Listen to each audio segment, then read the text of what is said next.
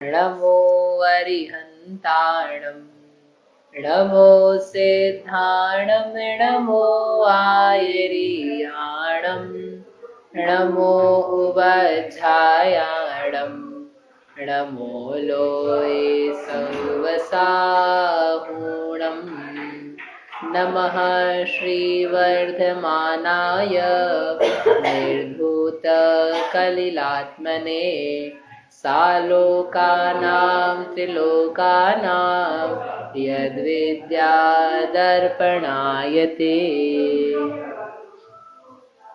ये मांगलिक ग्रंथ श्री रत्नकरण जी श्रावकाचार्य, इसके रचयिता आचार्य भगवान श्री समंत भद्र स्वामी हैं। इसमें अपने तृतीय अधिकार के अंत में सम्यक चारित्र के अंतर्गत गुणव्रत हैं। गुणव्रतों में अंतिम गुणव्रत भोगो भोग परिमाण, उसमें भी अंतिम श्लोक अतिचार।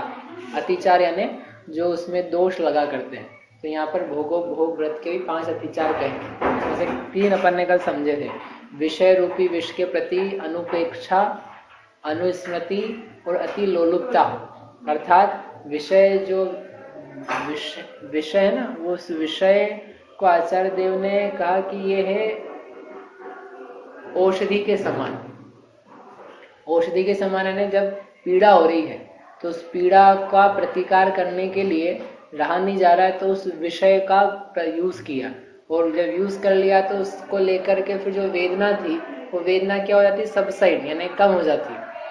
जैसे पेन किलर होते कि नहीं, तो पेन किलर क्या काम करते हैं कि वो जो तत्संबंधी पीड़ा है तो उस तत्संबंधी पीड़ा को दूर करने के लिए तात्कालिक उपाय, उससे वास्तव में वो दूर नहीं हुआ है, रोग नष्ट नहीं हुआ है, वो तकलीफ का भी बस थोड़ी देर के लिए शमन हुआ है। रोग तो अपनी जगह अभी तक मौजूद है। ऐसे ही ये इंद्रिय के विषय क्या है, उस औषधि के समान, पेन किलर के समान है। जो ये विषय है ना, किसके समान है, औषधि। औषधि भी कैसी, लेकिन पेन किलर वाली। क्यों पेन किलर वाली, कि इसको थोड़ी देर के लिए खाओगे, थोड़ी देर के लिए प्रयोग करोगे तो वो जो तत्संबंधी वेदना है वो क्या हो जाएगी, ठंडी पड़ जाएगी। लेकिन उसका इलाज नहीं हुआ है अभी, वो अभी गई नहीं है। थोड़ी जैसे ही उस औषधि का असर धीरे धीरे हल्का पड़ेगा तो क्या होगा, वो फिर से रोग दर्द जो है आपको आना चालू हो जाएगा। आपने टीवी देख लिया, टीवी देख के 1 घंटा अच्छा लगा, अब चलो अब नहीं देखते, तो वो वेदना का प्रतिकार हुआ। और अभी 3 घंटे 2 घंटे बाद क्या होता है, फिर से देखना चालू, फिर से देखने की इच्छा चालू। यानी उस रोग को मिटाने वाली जो बात थी वो नहीं हुई, वो तो बनी हुई है। और ये व्यक्ति क्या समझ रहा है कि हम जितना जितना भोग रहे हैं उसके माध्यम से हमारा काम अच्छा बनता जा रहा है। तो पेन किलर के सहारे यदि व्यक्ति अपना जीवन निकाले तो समझ लो कि वो बहुत जल्दी खत्म होने वाला है, नष्ट होने वाला है। पेन किलर शरीर की प्रतिरोधक क्षमता को शून्य करते हैं। ये जो नसें होती हैं, इन नसों को शून्य करते हैं। पेन किलर कोई जादुई चीजें नहीं है, कोई उस दर्द को खत्म नहीं कर दिया उसने पता है क्या किया है, वो तत्संबंधी जो नर्व्स हैं उन नर्व्स को उसने शून्य किया है, थोड़ी देर के लिए शांत किया है। तो जब वो जो अपना ज्ञान तंतु थे उन ज्ञान तंतुओं को उसने काम करवाने से बंद कर दिया है, और तुम लगातार पेन किलर ले लेके चला रहे हो काम, तो तुम्हारी स्थिति क्या बनेगी तुम सोच लो। ऐसे के ऐसे ही ये ज्ञान को शून्य करने वाले ये विषय भोग हैं, और उसको भोग भोग करके अपन आनंद और ज्ञान को प्राप्त करना चाहें, अपना विकास चाहें, तो विकास संभव नहीं है इसमें। इसलिए यहाँ पर दिया इन्होंने, प्रवचन सार जी में भी दिया कि ये जो विषय हैं ये भोगों के औषधि के समान हैं, परंतु ये औषधि से तुम ये समझो कि ये समाप्त कर देंगे रोग को, ऐसे नहीं है। इसलिए इनको मिटाना चाहते हो, इनकी वास्तविक इलाज करना चाहते हो, तो इलाज है इसका ज्ञान, वैराग्य, त्याग, अपनी आत्मा का चिंतन, स्वपर का निर्णय, भेद विज्ञान। इन सब कारणों को अपनाओगे तो ये नियम से पूरे के पूरे मूल से नष्ट हो जाएंगे। आई बात समझ। कमर में चोल्डा आ गया हो, चोल्डा समझते, मतलब दर्द बहुत एकदम, वो मांसपेशियां अव्यवस्थित हो गई हो, तो बहुत दर्द हुआ, और दर्द होने के कारण से किसी ने बोला कि काम करो ये दवाई ले लो, अपन ने ली, और फिर अपने को एकदम ऐसा लगा ठीक है अब दर्द नहीं हो रहा है।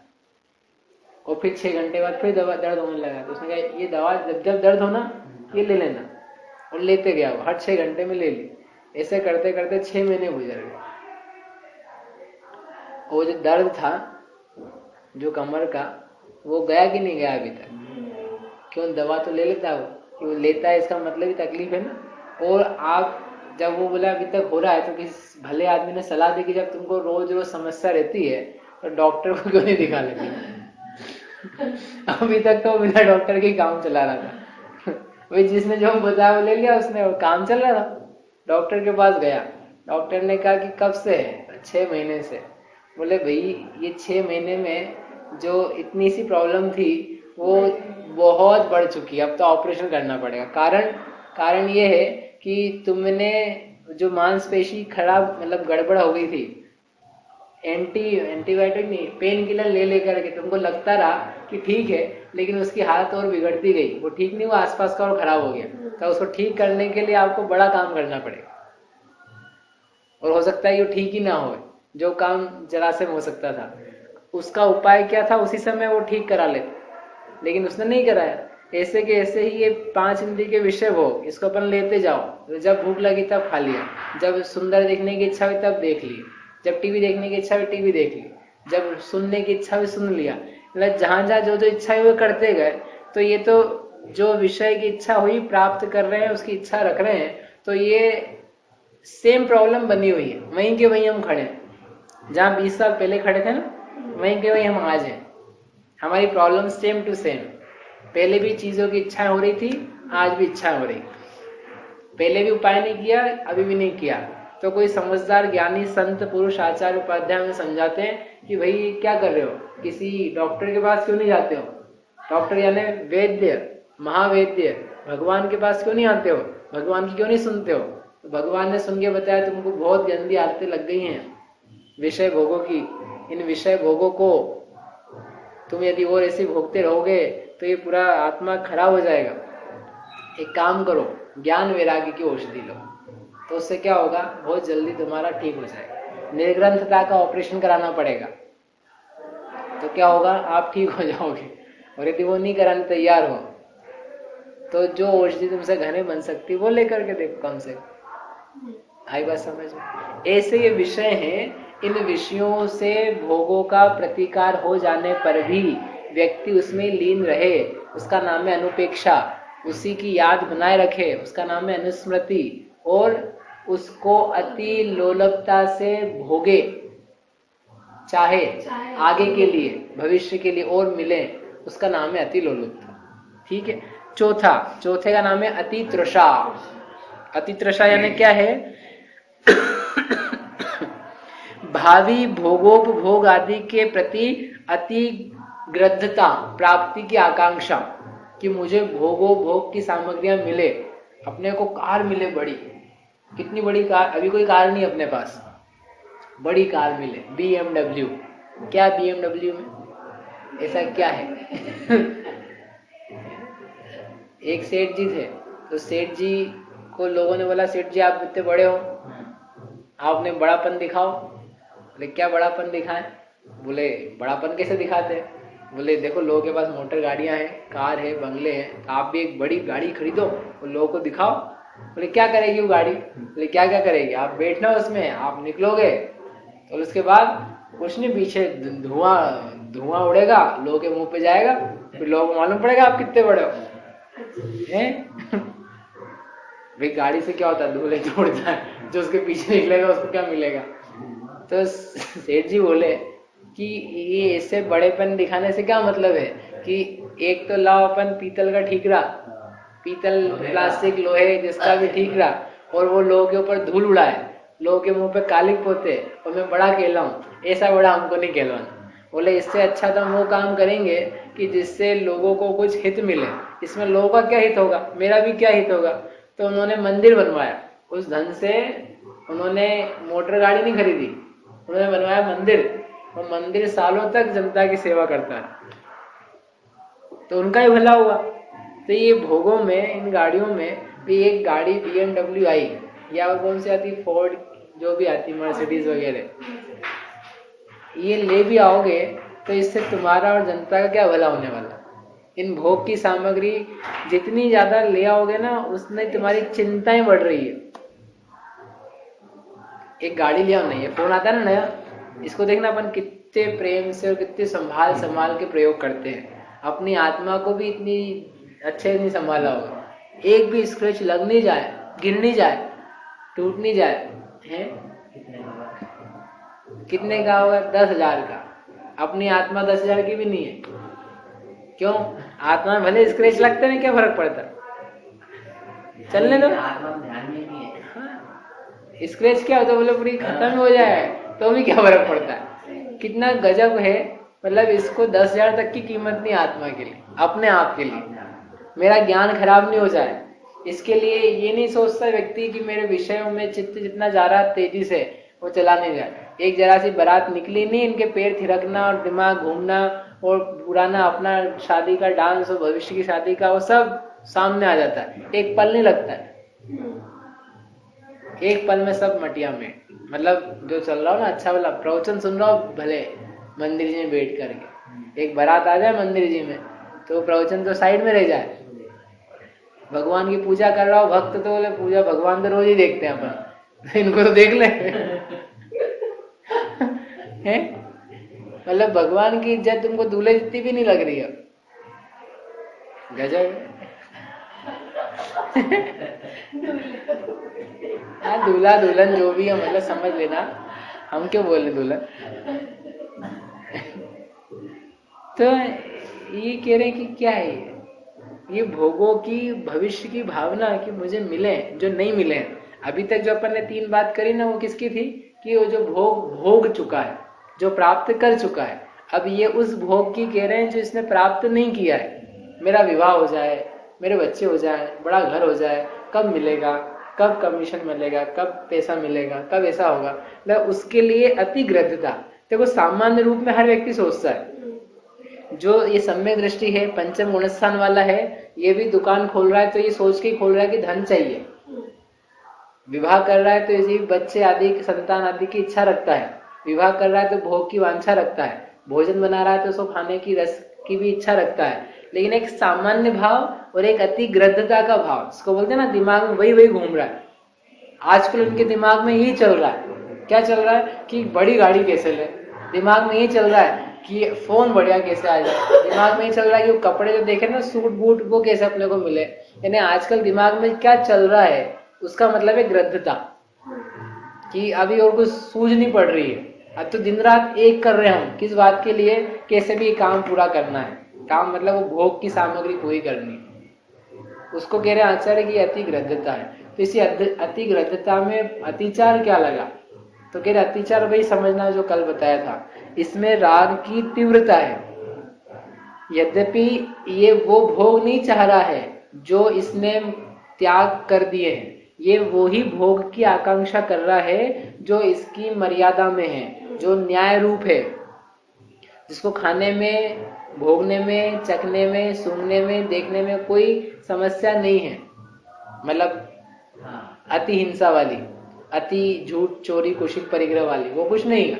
ये अपनी पत्नी के बारे में ही सोच रहा है, अपने बच्चों के लिए सोच रहा है, लेकिन ऐसा कि वो मुझे मिले, बालक खिलाने के लिए मिले, वस्त्र नए पहनने के लिए मिले, चश्मा बढ़िया बढ़िया मिले, ऐसा ये जो सोच रहा है ये बहुत ज्यादा सोच रहा है।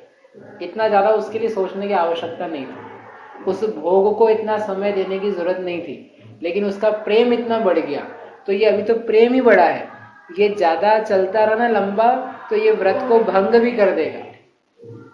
क्योंकि फिर ये इतना ही नहीं देखेगा कि अरे अब इसको प्राप्त करने के लिए अपने को क्या पाप भी करना पड़े तो कर लो, हिंसा भी करनी पड़े तो कर लो, देश व्रत को भी, दिग व्रत को भी तोड़ना पड़े तो तोड़ लो, तो वहां तक चला जाएगा। क्यों? क्योंकि राग की वृद्धि हो गई है। जितने भी व्रत भंग होने हैं वो क्यों होंगे? राग की, मोह की वृद्धि होने के कारण से। मेरे से रहा नहीं जा रहा, देखो अपनी पत्नी तो ठीक ही है, अपने को तो ये दूसरी स्त्री पसंद आ रही है, तो अपन तो इसके साथ भी विवाह कर लेते हैं, इसके साथ भी अपना संबंध बन जाए। मतलब वो राग की तीव्रता हुई ना। अब ये जितना अपन भोजन कर रहे हैं ये तो रोज ही करते हैं, कुछ नया खाना अपने, ऐसा नया खाना जो अभी तक नहीं खाया, तो वो नए खाने की जो राग रंग उसको बना, उसके कारण से वो अभक्ष भी खाने के लिए तत्पर हो। जो बाजार का खा रहे हैं या अभक्ष खा रहे हैं तो उनके खाने का रीजन क्या है? घर में नहीं मिलता ऐसा तो नहीं है, लेकिन ऐसे ही स्वाद वाला खाना है, इस स्वाद के बिना मजा नहीं आता है, ऐसा जो राग की तीव्रता है वो तीव्रता उसको व्रत भंग करने में मजबूर करती है। तो ये जो चीजें हैं अतिचार वाली जो बता रहे हैं, इसमें क्या चल रहा है? राग की तीव्रता, ऐसा होने के कारण से ही बन रहा है अतिचार। तो अनाचार क्यों नहीं? क्योंकि अभी उसने व्रत भंग किया नहीं है, अभी वो मर्यादा के बाहर गया नहीं है, इसलिए व्रत भंग नहीं कह रहे, व्रत में अतिचारी कह रहे। तो ये हुआ चौथा। क्या है चौथा? अति त्रषा। पांचवा अंतिम, अति अनुभव। अनुभव अति, ये क्या चीज है? ये अभी आपको जो बताया था ये फ्यूचर संबंधी था। बाकी की जो कल 3 बताए थे उसमें भोगे जा चुके थे, पास्ट संबंधी। अब अति अनुभव कह रहा है वर्तमान काल संबंधी। जब ये वर्तमान में भोग रहा है, खाना खा रहा है, कोई दृश्य देख रहा है, कोई संगीत सुन रहा है, अथवा गद्दे तकिए बिस्तर आदि पर बैठ के स्पर्श इंद्रिय का भोग रहा है, उपवन में फूल आदि की गंध सूंघ रहा है, इन भोगों को जब वर्तमान काल में भोग रहा है तो अति आसक्ति से भोग रहा है, बिल्कुल लीन होकर के, बाकी सब बातों को भुला करके एकदम उसमें ऐसा डूबा हुआ। इसको कहते हैं ना, बच्चे एकदम टीवी में ऐसे लग गए कि आजू बाजू क्या घट रहा है, क्या हो रहा है, कौन क्या बोल रहा है, तो कुछ समझ ही नहीं पड़ रही। तो उसको भविष्य की आसक्ति नहीं, उसको अभी स्मृति नहीं, अनुपेक्षा वाली बात नहीं चल रही। तो ये भोग ही रहा है और भोगते हुए उसमें बिल्कुल लगा हुआ है, समझ, उसी में लीन है। तो लीन तो सभी रहते हैं, कि सभी रहते हैं, लेकिन अंतर रहता है। एक माता समझो टीवी देख रही है और एक उसका छोटा बच्चा टीवी देख रहा है, दोनों में अंतर है कि नहीं? क्या अंतर है? एक छोटा बच्चा है वो एकदम टीवी में लगा हुआ है, माता जी बैठ करके वही टीवी वही दृश्य में देख रही है। तो दोनों में अंतर क्या है? कि अभी घंटी बजी करगी तो किसको सुनाई देगी? बच्चे को सुनाई देगी क्या? बच्चे को नहीं सुनाई देगी। क्यों नहीं सुनाई देगी? बच्चे को नहीं सुनाई देगी। वो सुनाई देगी भी तो मतलब वो बेसुनी सी है, उसको नहीं पता। उसको ही पता है कि दरवाजा खोलना है, माता जी को ही पता है दरवाजा खोलना है, लेकिन वो माता जी को ही सुनाई दे रही है, बच्चे जी को सुनाई नहीं दे रही। क्यों? क्योंकि उसको जो टीवी संबंधी भोग चल रहा है वो कैसा चल रहा है? अति अनुभव वाला, अति आसक्ति से। और ये तो अपन ने इसका ही दिया। ऐसे ही रसना इंद्रिय का, कोई फूल इतना सूंघ रहा है कि उस सूंघने में उसको अन्य विषयों की खबर ही नहीं, या उसके लिए वो हर एक कुछ पदार्थ एक कर देना चाहता है, उस पदार्थ का भोग इतना ज्यादा ले रहा है कि बाकी कितना नुकसान हो रहा है कोई फर्क नहीं पड़ता। वो संसार वृक्ष देखा होगा।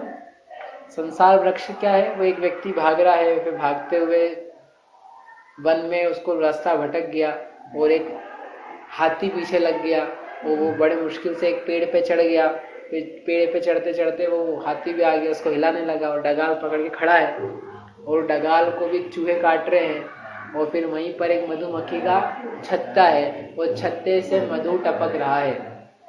क्या टपक रहा है? मधु। कोई अच्छी चीज नहीं, मधु, शहद, और शहद उसके मुख में पड़ रहा है। मतलब वो आदमी इतनी विपत्ति में है। बताना क्या है कि यहाँ पर हाथी हिला रहा है इसको, वृक्ष को, कभी भी वृक्ष गिर सकता है। जिस डगाल को पकड़े है वो डगाल को चूहे काट रहे हैं, काला और सफेद करके, 1-2 चूहे वो काट रहे हैं। नीचे गहरा कुआं है और डगाल के जस्ट नीचे, कि एक काटी और एक गिरा, और नीचे गहरा कुआं, उसमें 4 सांप है बड़े बड़े। आप कल्पना करो कभी ऐसी की ऐसा हो, और ऊपर से बस क्या है, एक मधुमक्खी का छत्ता, मधुमक्खियां भी काट रही है कि ये आदमी कहाँ से आ गया, हमारा पूरा छत्ता की 12 बज गई। और उसमें से मधु भी टपक रहा था, मधु भी आ रहा है उसके मुख में, और मधुमक्खियां भी लग रही है, चेंट रही है। ऐसी सब परिस्थिति है। और इतने में कोई देव विमान आकर के उस आदमी को देखे कि अरे बड़ा विपत्ति में है, इसको निकाल लें, आजा हमारे पास साथ। तो कितनी देर लग गई थी उसको निकलने के लिए कि अरे बहुत कृपा महाराज, ले चलो हमको, हम तो यहाँ कहाँ फंस गए। तो आदमी बोलता है कि नहीं नहीं, रुक जाओ जरा, ये मधु की इतनी मधुर, इतना सब मीठा, आज तक नहीं खाया, कितना बढ़िया टेस्ट आ रहा है इसमें, एक बूंद ठीक है खा ले। फिर बोले चलो, नहीं नहीं नहीं नहीं, एक ये देखो ये टपकी मुंह में। और ऐसा करते करते यदि 5, 10, 15 मिनट निकाल दे तो अपन समझेंगे कि उस आदमी से मूर्ख संसार में कोई दूसरा नहीं है।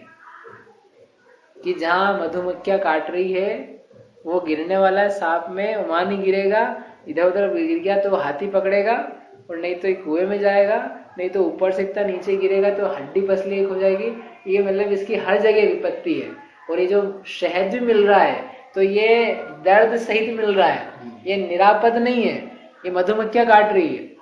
कैसे कैसे संसार के हर जीव की स्थिति है। वो संसार वृक्ष में, अभी संसार वृक्ष नहीं हम आपको बता रहे, हम तो आपको बस वो कह रहे हैं कि वो जब मधु का स्वाद ले रहा है तो मधु के स्वाद में उसको इतना अति अनुभव है कि वह अपनी विपत्ति को भी नहीं गिन रहा है, और वो विपत्ति से निकलने का अवसर प्राप्त होने पर भी नहीं निकल पा रहा। वो बुला रहा है कि चलो मेरे साथ, ये भी नहीं जा रहा। ऐसे कैसे हमको पता है कि ये टीवी देखने में हमारा नुकसान हो रहा है, पढ़ाई का नुकसान हो रहा है, बुद्धि का नुकसान हो रहा है, हमारा परिवार बिखर रहा है, ये सब पता है।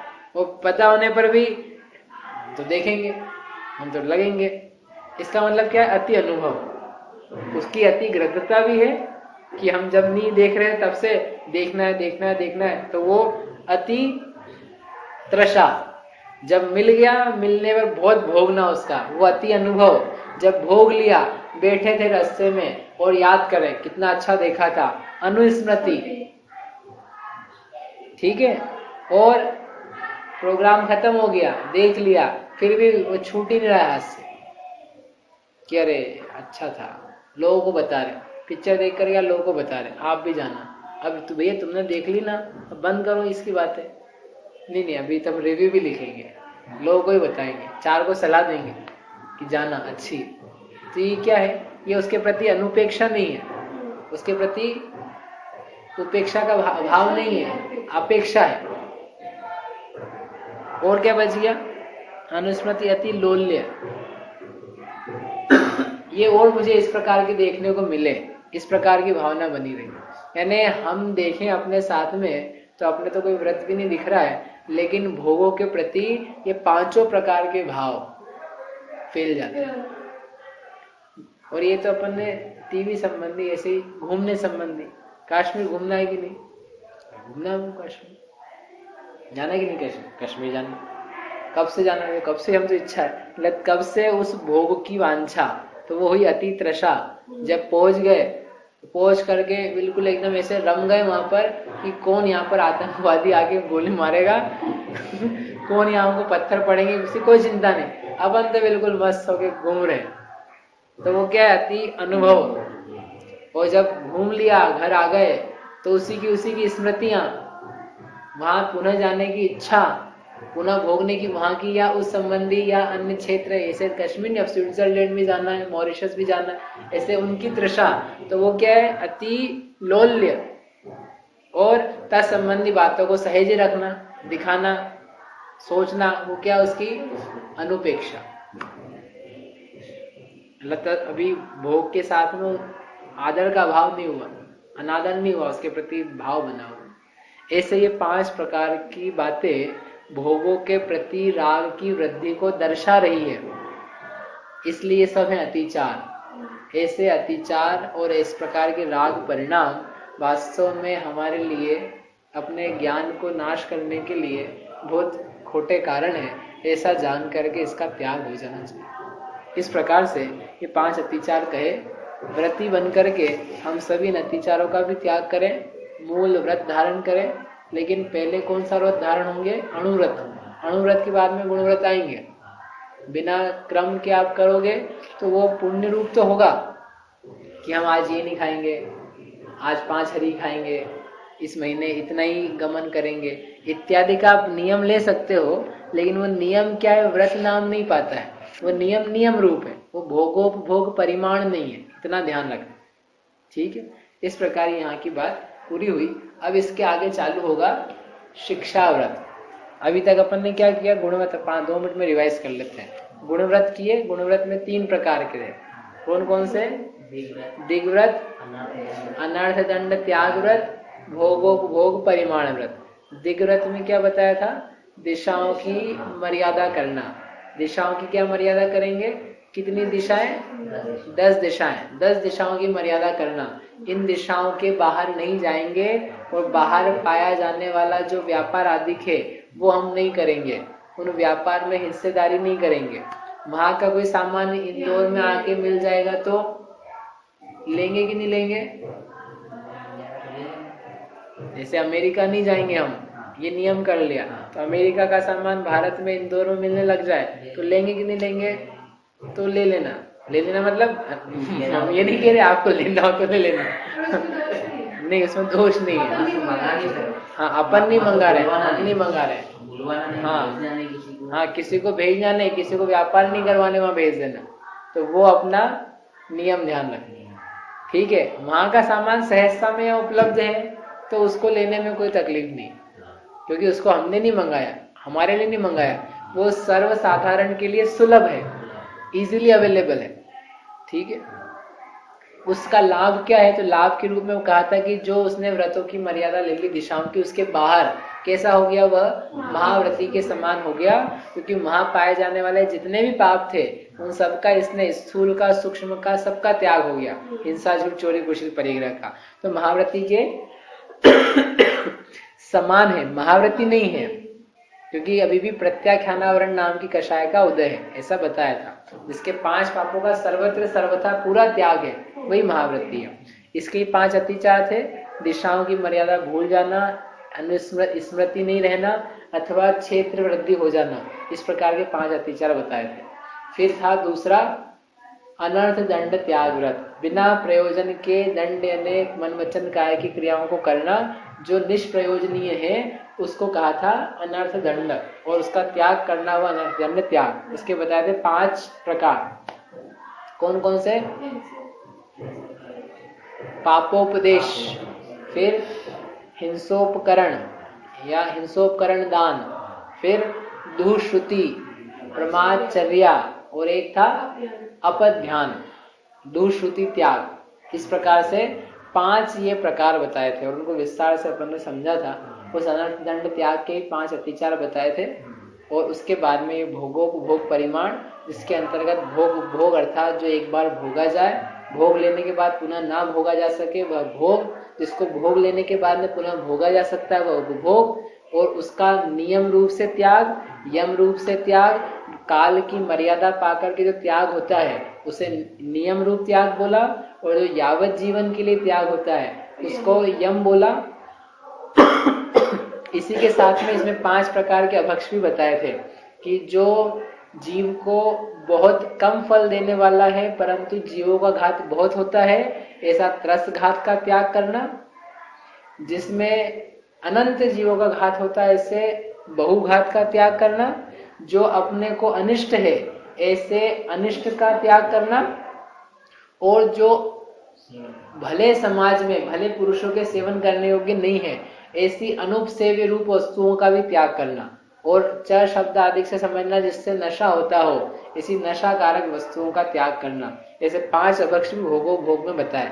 तो ऐसा नहीं समझना कि यहाँ पर आकर के त्याग होगा, ये भोगो भोग के पहले ही सामान्य जीव को ही इन 5 अभक्ष का त्याग हो जाता है, क्योंकि इसके जस्ट पहले उन्होंने मध्यमास मधु इसके त्याग के लिए भी कहा है। तो कोई ये समझे कि अच्छा भोगो भोग वृत्ति को कहा होगा कि ये तो एक प्रसंग पाकर के उन्होंने कहा ये 3 चीजें तो जैनों को हमेशा ही होनी चाहिए।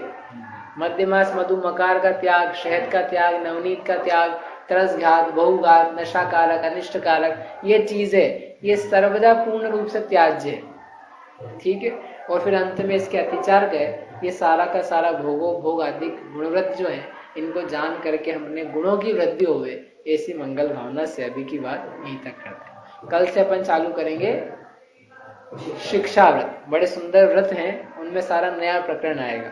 दिग व्रत के अलावा देशावकाशिक, देश सामायिक, प्रोषधोपवास और इसमें वैयावृत्ति, ऐसे ही 4 हैं। बड़ा अच्छा इसमें पूजन का भी वर्णन आएगा, तो अपन कल से पढ़ें। जावाणी के ज्ञान ते सोवाणी मस्तक नवो सदा देत हो।